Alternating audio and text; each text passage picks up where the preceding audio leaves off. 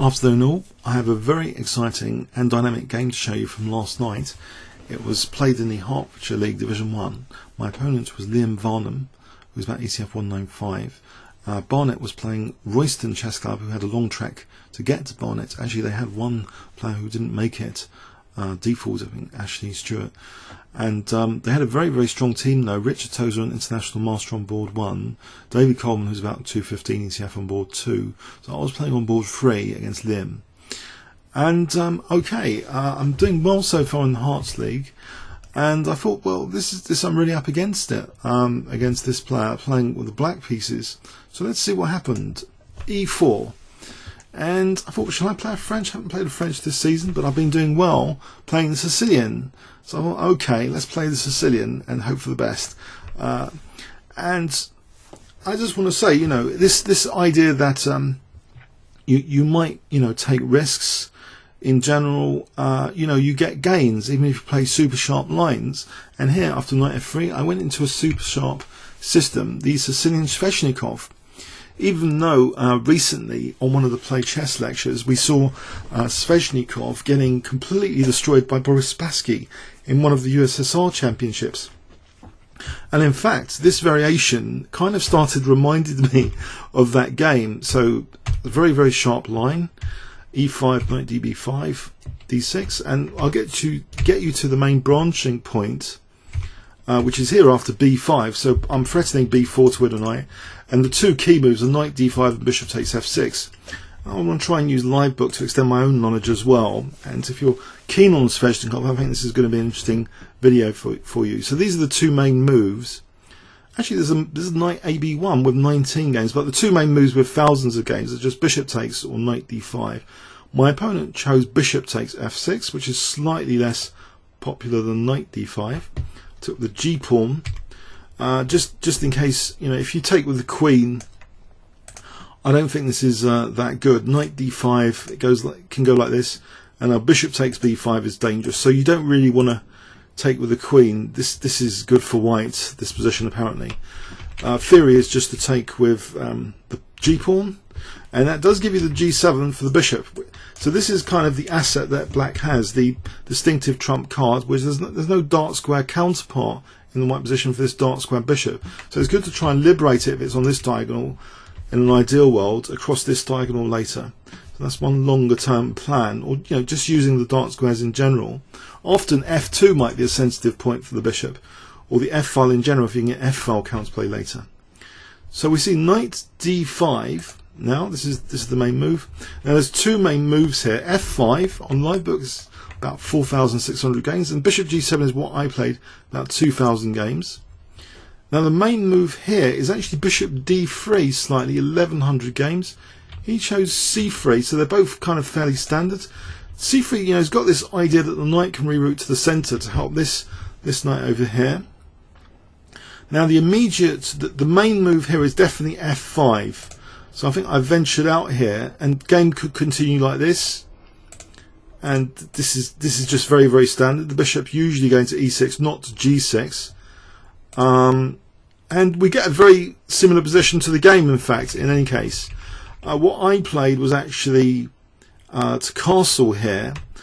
And this doesn't give white a major opportunity to smash black up, just because I haven't played f5. So knight c2 now. And now I play f5 anyway. We're sort of transposing back into this position I've just shown you. So the bishop going here, this is the main, an interesting bit of thought here.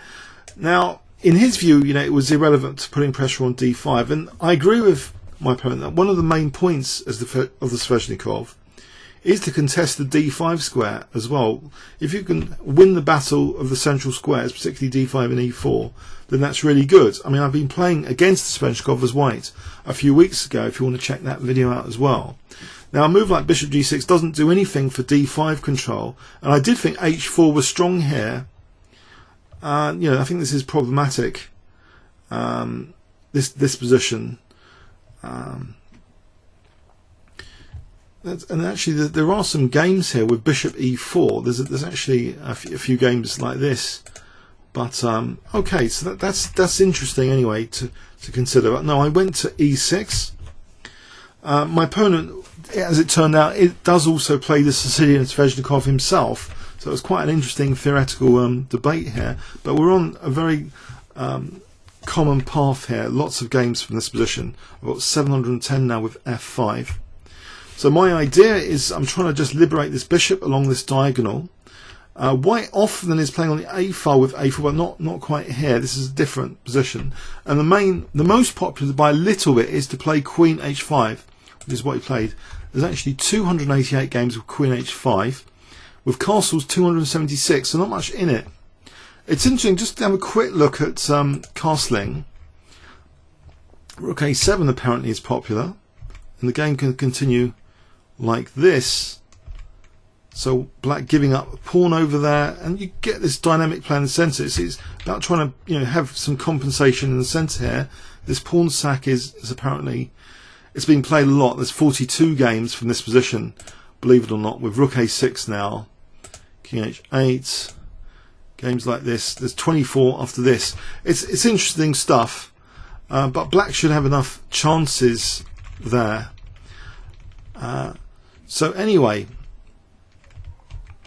if we just go back here after f5, so this castles is interesting, but this is what scared me that he played, and he did play it, because it does start to remind me of the quick win that Spassky had against Sveshnikov himself. I may have imagined it might not have been this position, but I remember some horrible tactic in that game, like knight f4 or something at some point, which was really quite crushing. But I don't think it was this sort of position exactly. But I have to be wary. If I ever play e4, there's always knight f4 hitting the bishop on e6. I did play e4 here. There's no need for knight f4 in this position. He just retreats the bishop for the moment. But I am concerned about knight f4 now. And the main move, though, theoretically, here is actually to play knight e7. There's 182 games with knight e7. You see this fight over that d5 square. Also king h8, 29 games. Knight e5, 13 games. What I played is only 9 games, but which is quite interesting when I played, but I think gives white a small advantage. I think the most solid might actually be knight e7, the main continuation. And is there something to worry about? Because knight f4, of course, the knight on e7 is now protecting f5, so bishop f7 is possible without losing f5. Bishop b3, d5, and this is a very interesting position. Let's just actually engine check this position here. If knight takes f5, sorry, the queen's attacked. We've just unpinned because that was just pinning to the. So the queen has to move after d5. So queen g5, pardon me. I think my opponent might have shown me this after the game. Knight g6, and now this is just very sharp stuff. So I'm attacking the queen again. Queen takes, rook f takes. Now if knight e takes here, knight takes f4. The knight's hanging here. So knight e takes d5. Knight takes f4. Knight takes f4. Bishop e5, and apparently this position is equal. Okay, I had something quite interesting in the game though as a major alternative. So let's go back and turn off the engine there. So bishop c2, I'll go back into live book here. So knight e7 seems to be the main move, the most popular, 182 games, supposed to be assessed at around equal the evaluation for it. King h8, 29 games. So I played actually bishop takes d5. I was a bit scared about certain knight possibilities. Knight takes d5, and that's the end of the sort of opening book here. So let's just add a Kh8 again now. I don't think I'm not terribly worse, but it's sort of approaching half a pawn advantage technically. And in fact, it seems as though b4 is a good idea here. I didn't play b4. Yeah, that would extend the scope of the bishop. We had actually instead knight e7, because I was a bit concerned about certain possibilities. The ones I was concerned about, knight f4 check, and then sort of mating with knight g6. Let's see if I can just demonstrate that concern. If I did play b4. knight f4. And just to show you the disaster, just to show you what I'm talking about, check, knight g6. So I think I was concerned about the g6 square, basically. I think that's what I'm trying to say, this knight f4 to g6. I wanted to try and keep g6 under control. And so hence knight e7. So bishop b3, I move the king.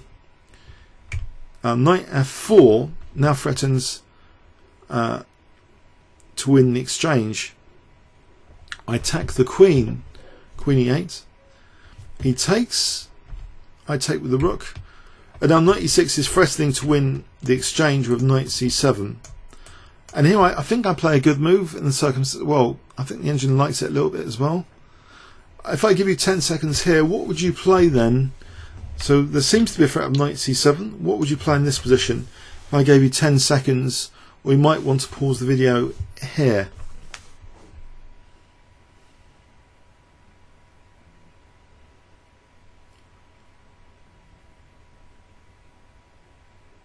Okay, I mentioned about this bishop earlier.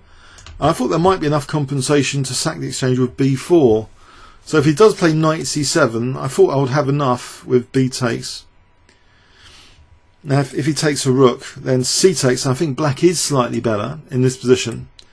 There's enough pawns for the exchange. That's a nice pawn on b2. So that's to be kind of avoided.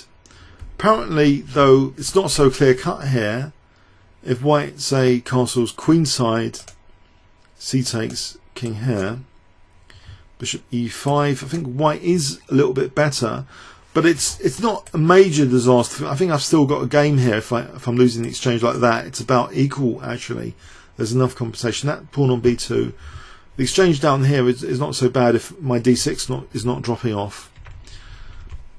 So I was pleased. That was the first one I was kind of pleased, to find. There's also potentially I've got to look out for these sort of threats as well, potentially. But I thought there's always d5 with knight g5. It might not have been such a big deal to try and potentially win d6 as well. But that's the secondary threat, knight c7. But b4 tries to accentuate the diagonal, and he actually takes off my bishop now and just wins a pawn with c takes b4, which I didn't mind because that pawn is kind of a block to this pawn coming down the board. So we have a sort of blockading scenario. I'm trying to move this d pawn forward. He starts to blockade it. It castles queenside. I get behind it. And with this move, he's also safeguarding against rook b8 and a4. He's not playing a3. This frontal pressure is not of significance to b4. I've got to hold on to d5 first. Play rook d6. He plays rook hd1. I don't actually need to protect the pawn. It was pointed out. I mean, I could play rook ab8 here, because if he plays bishop takes d5, then rook bd8, and that's a nasty pin. But I did protect the pawn for a moment because I want to sort of, well, I want to also get my king over and play knight c6. That was the plan. He comes up with a very, very good plan now. a4, and I underestimated this. a4. I didn't think his pawns were going to be that significant. King f6. And now here, how do you manage these pawns? I think this is a really great question here to ask you guys and boys and girls on YouTube. What would you do here with white? What would you be tempted to do for these pawns? I think what he played is very, very interesting indeed. I'll tell you why. So would you be aiming for b5 or a5? If you were aiming for a5, how would you try and follow up? If I gave you 10 seconds to think about that, b5 or a5, just to get you thinking here, starting from now.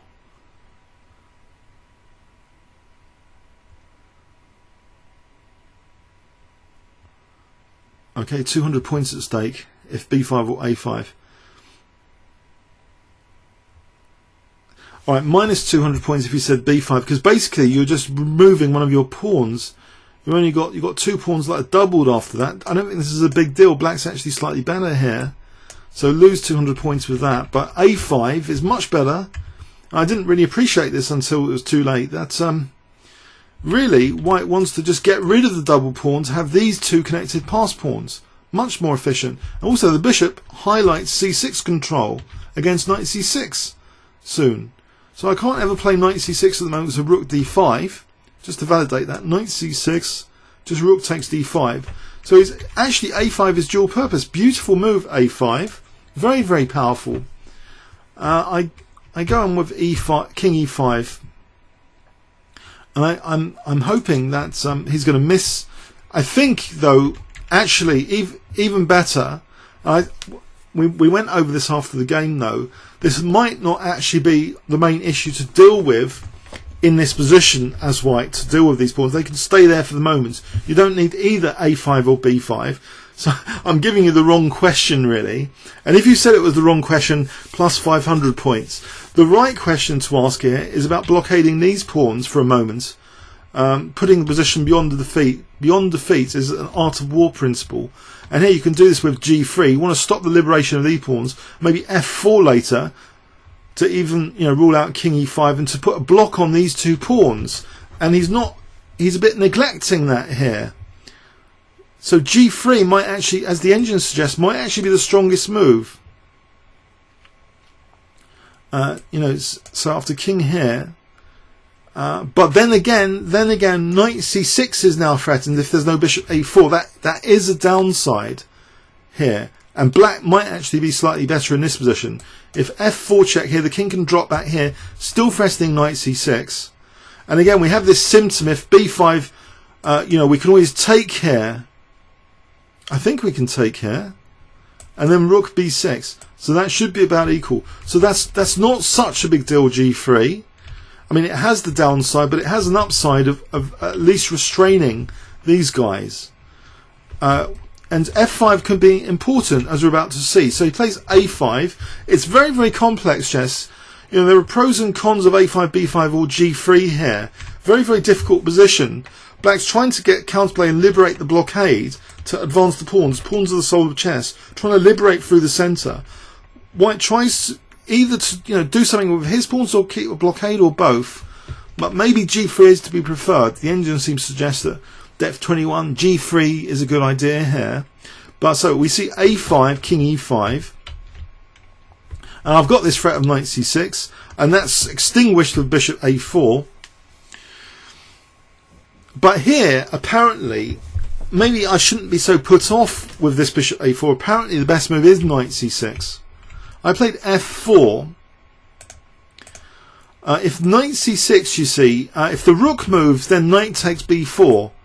If rook, then knight takes b4, I'm fine. I'm actually going to play, d4 next and stuff like that. I don't want to lose my knight. I want to keep these pawns. I don't want my pawns damaged. I like the connected pass pawn nature. So d4, and then there'll be squash.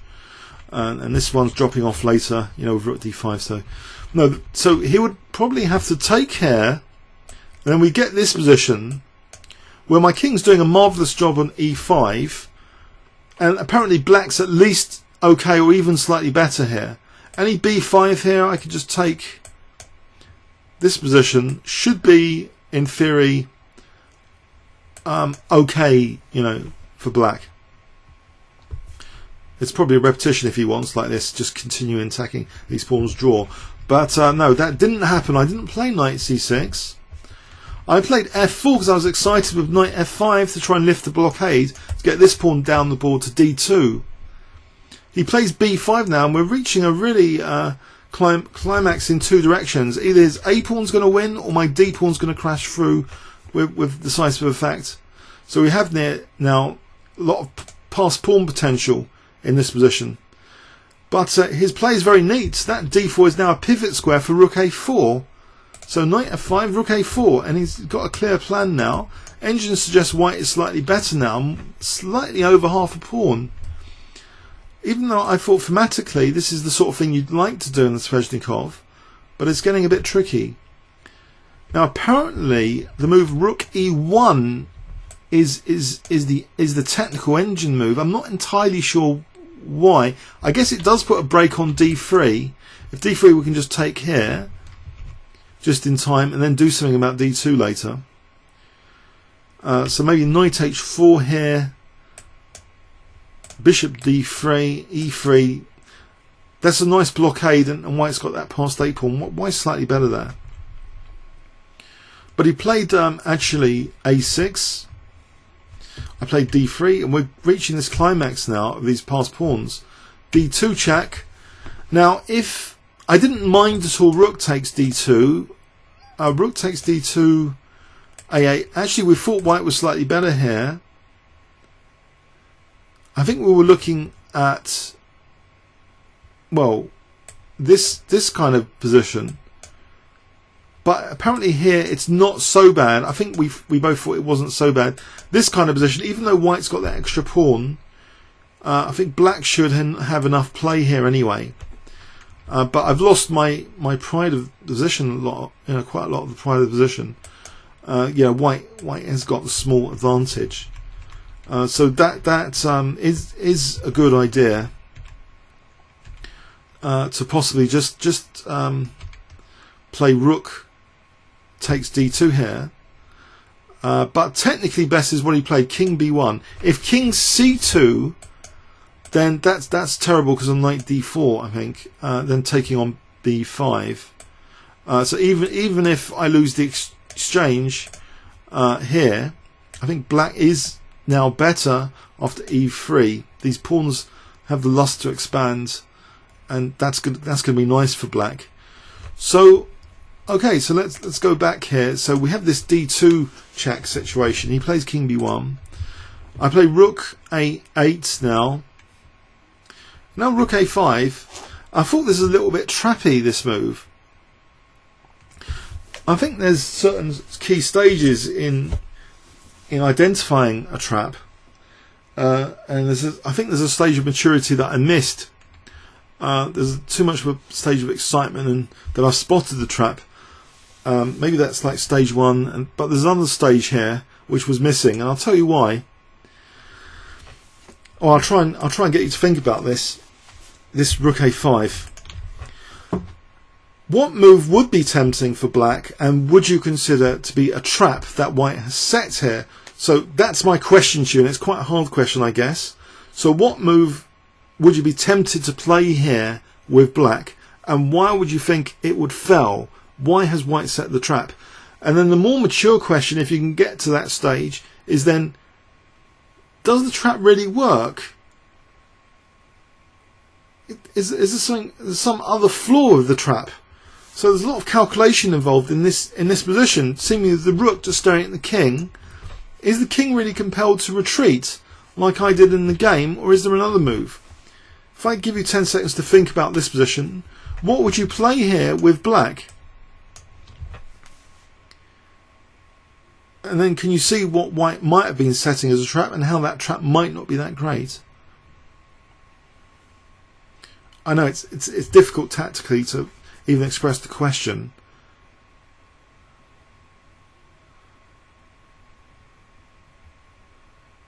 Okay, I'm going to tell you now. I initially thought rook d5. It's tempting because it kind of pins the bishop to the rook. And I thought, oh, he set a trap. He's 195. He just set a horrible trap here. Rook takes d2.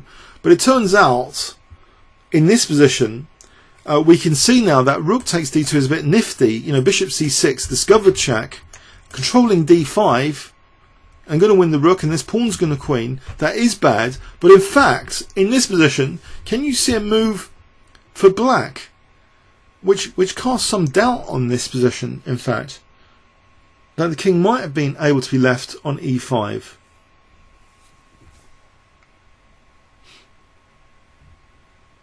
The engine suggests knight pardon me, knight d4, and so we're putting more pressure on that pin. We're shielding d5. We've just lost the pawn basically, but white seems compelled to play rook takes d4 here because of that pin. Rook takes d4, king takes, and this might actually be, believe it or not, an okay position, or a good position even for black. This position here, after e3, things could get tricky for white. This kind of situation is going to be nice for black. there's a lot of work to do, but no, this is a winning position. This is a winning ending potentially, and that's just an example. So maybe this wasn't such a hostile trap to be panicked by, the rook staring at the king. But he's getting into a bit of time pressure. We're playing 80 minutes game for all moves. It's not adjudication on German. So he's getting a bit of time pressure. So okay, I thought I'd sidestep that. I just want to play e3. I want my knight on d4, and I'll push through my pawns. He plays though bishop e2, and it's a very, very good move. It's like mathematically good. It's mathematically an elegant move because the pawn has the loss to expand, and the bishop is preparing to seize this diagonal. And here, with the situation as it was, I kind of made a mistake. If the opponent's only got a few minutes left, so this is an over-the-board scenario. Your opponent, just imagine your opponent only has 3 minutes left. I think he only had 3 minutes or less. Would you play a move which is kind of committal and doesn't keep the tension of different possibilities? The problem is I was struggling a bit to find such a move. What would be a tension maintaining move? Is that a good question for you? A tension maintaining move in this position. If the opponent has only 3 minutes left, what would you play here?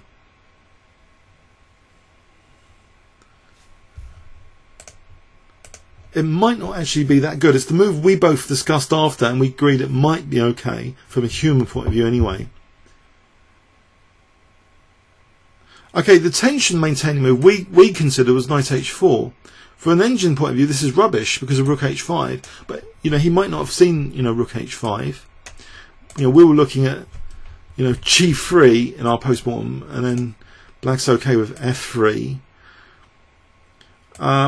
But on the other hand, he's got this blocked, this e3. My pawns are not together. I was more attracted to go all in, and the engine suggests this might be the best move, e3, to allow this bishop f3. So I am committing to e3 and weakening the light squares, which looks terrible, but apparently it's the best move, and it's at least equality at a certain depth. Depth 19, this is about equal. Bishop f3. But here, it seems the best move for black to maintain equality is actually in this position to play knight d4 to offer the rook, because now e2, then we have bishop f3, knight takes f3, a8, this is an engine line, taking, king a2, and in this position black can apparently play check to gain a tempo, check to keep things going with check, knight g5, and it's at least slightly better for black actually, apparently, this position. Scary stuff, sharp stuff. So anyway, so the move I should have played was knight d4 here. So very, very sharp idea, knight d4. Instead I played rook d to d8, and he plays the absolute cruelest move in the position actually, technically. He doesn't want to take this, this would fall into my plan, taking here, because I've still got e2 on the cards. He'd have to go with some sort of perpetual check if it's possible. Can I not get away from this to play e2 though? You'd have to sacrifice the rook apparently and do this to stop the pawn. And apparently black is doing well. Not king takes knight b3 check, and black is doing well here. In any case, this should be okay for black. Black's at least equal, but okay. So bishop takes a8 shouldn't be such a big deal. No, what he played was much crueler. F takes e3, and played with only minutes on his clock at move 40 now. There's no extra time or anything. All moves in 80 minutes. F takes e3, and I've got a problem. I've got a major problem here. with my king on f6. You know, I trusted that trap earlier, and I'm paying a price for retreating my king back to f6 now. Again, you know, I'd probably welcome bishop takes a8 here, you know, because that e2's on the cards after rook takes. You know, if rook f1, you know, just e2 is winning for black totally. You can't stop those two pawns after taking on f5. So what white would have to play here is move like this. If e2 here, you might be asking, then rook takes f5 check, and then rook f1 holds for white to be slightly better, apparently, about half a pawn advantage. Very, very sharp positions, it's got to be said. Positions with those two pawns there, amazing. But white is apparently, you know, better. So that's really so rook f1. I'm in trouble here because what he played was rook f1. So this position is you know, g4 or even king c2 is going to be about equal. But here the crushing move is rook, not the crushing move. The move which promises white an advantage is rook f1. For the moment, the bishop is blockading against e2, of course. So you've got to be careful about bishop takes a8. And he's only got about a minute on his clock now. I played king g6, thinking, well, I'll welcome bishop a8 because of bishop takes a8 because of e2. Now, was king g6 the best move? Apparently, it's one of the best moves in the circumstance. Can you spot a move for white? What would you play if I gave you 10 seconds here? You might want to pause the video. So white to play in this position. There's a really good move for white, which was missed. Well, apparently Roy on my team spotted as potentially winning for white. So what would you play here for white if I gave you 10 seconds starting from now?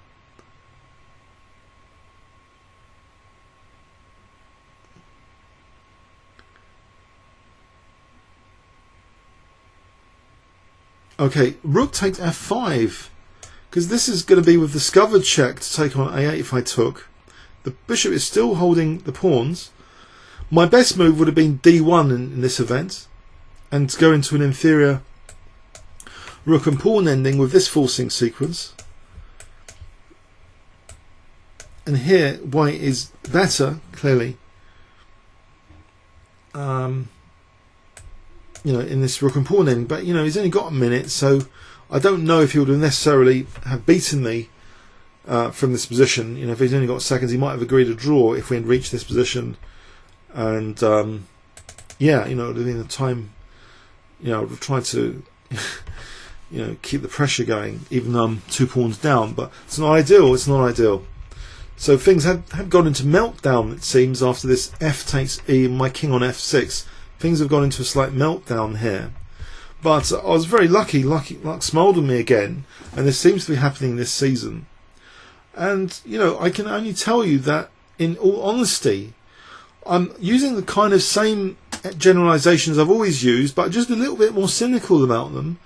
That, you know, they got pros and cons each one. That's the simple change in my thinking. I don't know if I'm generating more luck, but it's making me kind of work a little bit harder at the board, to try and combine, you know, calculation, positional evaluation, everything a bit harder, combine them a bit harder together, and maybe even also opening choices to play controversial openings, which I know have downsides but have upsides. The double-edged sword concept, not just in thinking strategies, but choice of opening and etc. And you know, that is the concept I seem to be doing, you know, nicely with for me. But I think one of the problems with my thinking over the board has been, you know, overgeneralized, keeping to a rigid plan, which is good for 5-minute chess because there's no time really to question anything. If you're playing blitz, you know, you use ideas and you don't really question them that much. But here my luck smiled at me. My opponent played bishop takes a8. I don't have to take this rook. If I take, you know, he just takes my knight. It's not really. Sorry, he doesn't take my knight. Sorry, if he takes my knight, let's have a look at this. if he takes with that, I queen with check. I've got e2, and this is a winning position. No, what he would do in this position is play rook e5, holding the 2 pawns, and it's about equal this position apparently. Rook takes a7. Now if rook takes here, we've got d1, g4, and this is mega sharp actually, because here apparently this is the move rook e7. This is ridiculous. This is a ridiculous position, but it's apparently about equal. If this rook takes here, then e2, and black's actually winning. If g takes, then we've now got king f7, so we're supporting e2. If white has to sack like that, then we're reaching about an equal position, believe it or not. So it's not completely clear cut that rook takes a8 is losing, but the much stronger e2 is available. Forget taking here, e2. Now white is busted, so luck has smiled on me. I'm queening. I'm threatening d1 queening. He plays now rook a takes f5. It doesn't matter what he plays. He's busted here. d1 queening with check. I've crashed through. My d pawn has crashed through. The whole plan of trying to liberate through the centre has culminated in this. I find another queen from another chessboard. I don't want to be making an illegal move like an upside down rook. I guess that could be acceptable, but I found another queen from another chess set and did e1 with queen. And here he resigned. It's hopeless. If bishop e4, for example, I can just play queen a4 mate. It's 2 queens on the board. It's pretty hopeless. The rook's also covering a8. Gone. So yeah, it's a bit of a dramatic game. But I think all I'm doing differently from last season, I've now got a rating performance in this league, believe it or not, over about 8 games, including the cup games, 7 league games, 1 cup game, of 228, about 225 to 228 ECF, which is not far behind, an international master in the league, and above 1 or 2 other, very, very strong players, including I am. So I'm having a phenomenal Herts league. And all I can attribute to it is just being a little bit more cynical about generalizations. That's honestly, that's just it. I don't know. I've been lucky though, and I haven't been playing on board 1. If you're playing on board 1 against the very strongest opposition, they're going to punish you for mistakes much more, and there's going to be less luck. They're going to have more luck. As Kevin Blanca said, the stronger players tend to be more lucky. Anyway, I hope you enjoyed this. Comments or questions on YouTube. Thanks very much.